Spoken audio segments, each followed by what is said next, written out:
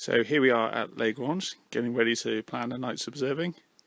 Got the notes and the charts out. This is the view we get to enjoy on this veranda area.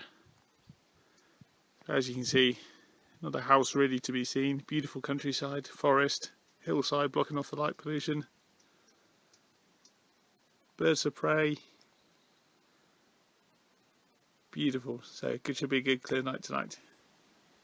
So this is what we've been using for our moon and planetary imaging. This is a Venerable Meade LX200 10-inch Schmidt Cassegrain, and it's mounted on a Takahashi EM200 mount.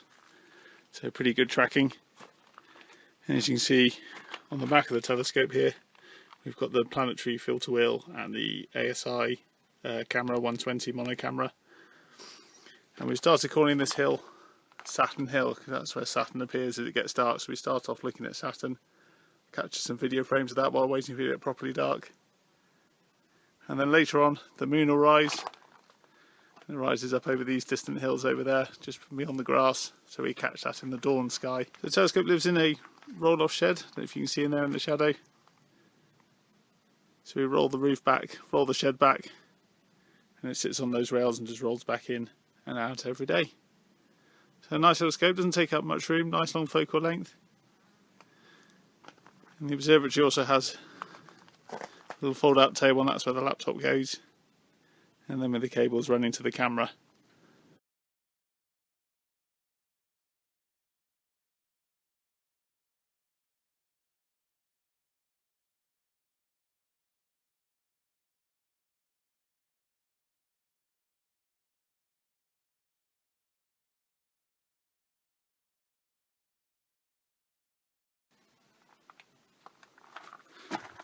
So here's the main visual observing telescope. It's a rather large 20-inch f4 homemade Dobsonian, and it lives in this shed which rolls in and out on the rails. So it literally takes a minute or two to set up each night, a minute or two to pack away. Ollie's got it pretty well collimated and checks that every now and again. Got some high quality Ethos, Snagler and Radian eyepieces, so the views are pretty good through the eyepiece despite the short f ratio. The coma is perfectly acceptable. And as you can imagine, looking at things with a nice UHC filter or a O3 filter, you're getting some pretty awesome views. So this is the view to the south. That's Saturn Hill again. So we'd have Antares, M4, Saturn would be over that hill, that's where we start off the night.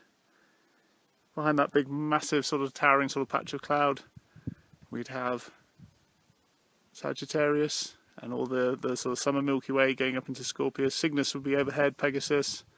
Andromeda would be following, and then in the pre-dawn skies we get Orion rising over the hill over there, so we'd finish the night looking at Orion, you know, with a 30mm ethos and a UHC filter through a 20-inch scope under not very light polluted skies. It's not too bad at all.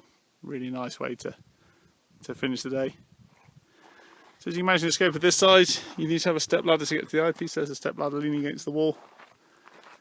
And they've got various chairs and tables just to use while observing and having a break and looking at the sky. So nice little spot.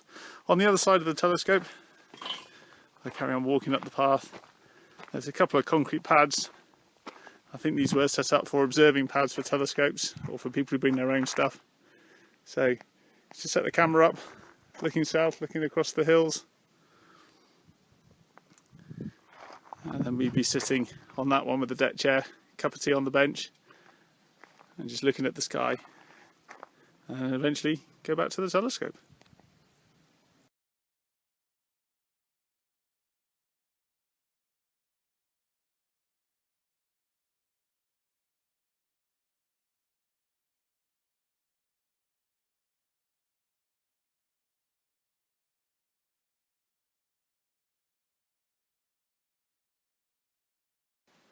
So while I'm outside using the 20-inch Dob, inside in this cave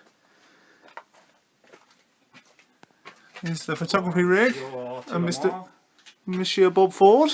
So what do we got in here then, Bob? We have got twin mounted Takahashi 106Ns on a very expensive Meizu mount, and we've got, so what we've got is a dual imaging rig so we can image using 2 telescopes and 2 cameras at the same time, so we can get twice as many exposures in the same time.